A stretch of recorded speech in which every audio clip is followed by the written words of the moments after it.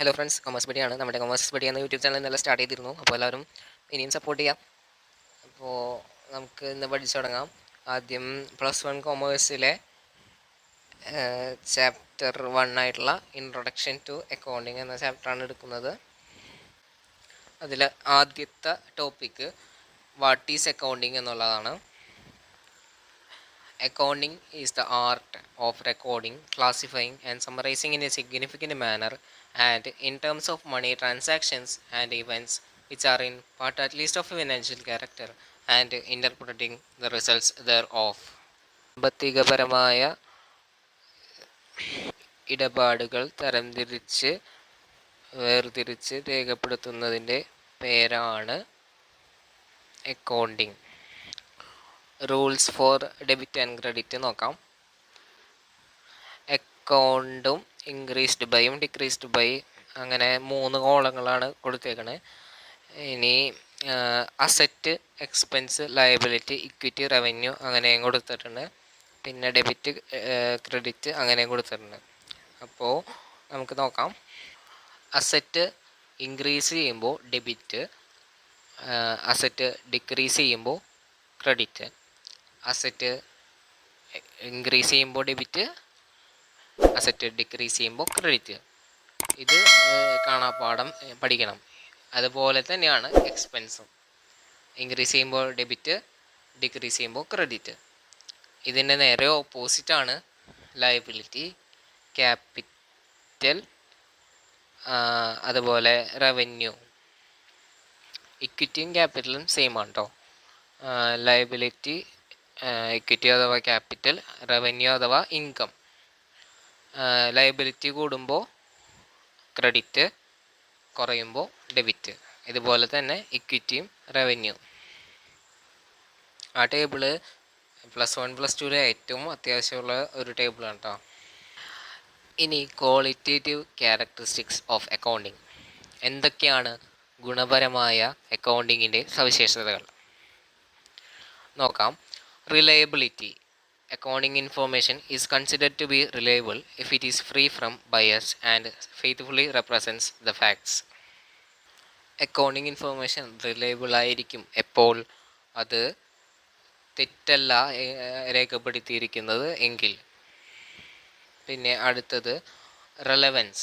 The information to be relevant it must be available in time.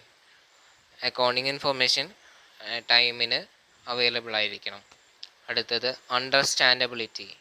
It must be understood by those to whom it is communicated.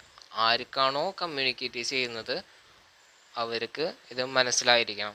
അതാണ് 3ാമത്തെ point പറയുന്നത്. Comparability. It means that the accounting reports should be comparable with other firms to identify similarities or differences. സിമിലാരിറ്റീസും ഡിഫറൻസസും അറിയാൻ വേണ്ടിയിട്ട് other ഫേംസുമായിട്ട് ഒരു ഫേമിൻ്റെ data compare ചെയ്യണം. അതാണ് comparability.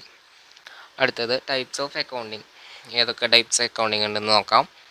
Financial accounting. It is the original form of accounting which is used to find out the results of operation. Success ആണോ failure ആണോ എന്നറിയാൻ വേണ്ടിയിട്ടുള്ള ഒറിജിനൽ ഫോം ഓഫ് അക്കൗണ്ടിങ് ആണ് financial accounting.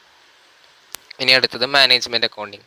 It is concerned with accounting information that is useful to management for decision making. മാനേജ്മെൻറ്റിന് ഡിസിഷൻ മേക്കിങ്ങിന് ആവശ്യമുള്ള accounting ടൂളാണ് മാനേജ്മെൻറ്റ് അക്കൗണ്ടിങ്. അടുത്തത് cost accounting. It is a process of accounting for cost. കോസ്റ്റിന് വേണ്ടിയുള്ള accounting ആണ് കോസ്റ്റ് അക്കൗണ്ടിങ്. ഇനി അടുത്തത് ഒബ്ജക്റ്റീവ്സ് ഓഫ് അക്കൗണ്ടിങ്. അതിലാദ്യത്തത് to maintain business records. Business managers cannot remember every transaction or every event that has taken place in their business, hence it is to be recorded. അതായത് ഒരു business മാന് അയാൾ നടത്തിയിട്ടുള്ള എല്ലാ ട്രാൻസാക്ഷൻസും ഓർമ്മ ഉണ്ടാവില്ല. അതുകൊണ്ട് ബിസിനസ്സിൽ നടന്ന ട്രാൻസാക്ഷൻസ് റെക്കോർഡ് ചെയ്യണം. അതാണ് ഫസ്റ്റ് പോയിന്റ്. പിന്നെ second point calculation of profit or loss.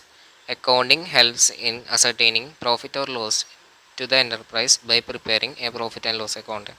Profit and loss account prepare ചെയ്യുന്നത് വഴി പ്രോഫിറ്റ് ആണോ ലോസ് ആണോ എന്നത് കണ്ടുപിടിക്കാൻ സാധിക്കും. ഇനി അടുത്തത് assignment of financial position. It implied the financial strength of the business in terms of assets and liabilities, and it is revealed by preparing a balance sheet. കമ്പനിയുടെ ഇപ്പോഴത്തെ അവസ്ഥ വ്യക്തമാക്കുന്ന ബാലൻസ് ഷീറ്റ് തയ്യാറാക്കുന്ന പ്രോസസ്സാണ് അസൈൻമെൻറ്റ് ഓഫ് ഫിനാൻഷ്യൽ പൊസിഷൻ. അടുത്തത് basic accounting terms ഏതൊക്കെയാണെന്ന് നോക്കാം. ആദ്യമായിട്ട് assets. These are the economic resources or material things or properties of the business, including amounts due from others which can be expressed in monetary terms. പണത്തിൻ്റെ മൂല്യമുള്ള ഏത് സാധനവും അസറ്റാണ്. അത്രയാണ് മലയാളത്തിൽ അതിൻ്റെ ഡെഫിനിഷൻ വരുന്നത്. Liabilities. Liabilities are the obligation which an enterprise owes. It represents the amount payable by the business in future. Business pay ചെയ്യാനുള്ള എമൗണ്ടാണ് ലയബിലിറ്റീസ്. അടുത്തത് capital. It is the investment made by the owners for use in the business. It is also called owners equity. ബിസിനസ്സിൻ്റെ owner ബിസിനസ്സിലേക്ക് invest ചെയ്ത money or moneys worth, കാശിൻ്റെ മൂല്യമുള്ള എന്തെങ്കിലും സാധനം ആണെങ്കിൽ അതിനെ പറയുന്ന പേരാണ് capital. Expenses. It represents the amount spent to earn revenue. Example, rent, wages, salary, etc. Revenue earn ചെയ്യാൻ വേണ്ടിയിട്ട് സ്പെൻഡ് ചെയ്ത എമൗണ്ട് ആണ് എക്സ്പെൻസ്. ഇനി റവന്യൂ അഥവാ income. It represents the amount a business earns through the sale of its products or providing services to customers. Products sell ചെയ്യുന്നത് വഴിയോ അല്ലെങ്കിൽ service provide ചെയ്യുന്നത് വഴിയോ ഒരു ബിസിനസ്സിന് കിട്ടുന്ന ലാഭമാണ് റവന്യൂ അഥവാ ഇൻകം. Thank you. ഇത്രയും നേരം ക്ലാസ്സുകൾ കേട്ടുകൊണ്ടിരുന്ന എല്ലാവർക്കും താങ്ക് യു. +1 ഫസ്റ്റ് ചാപ്റ്ററിൻ്റെ ഏകദേശം മുക്കാൽ ഭാഗം കഴിഞ്ഞിരിക്കുന്നു. അപ്പോൾ ഇനി അടുത്ത പാട്ടുമായിട്ട് വരുന്നത് വരെ താങ്ക് യു.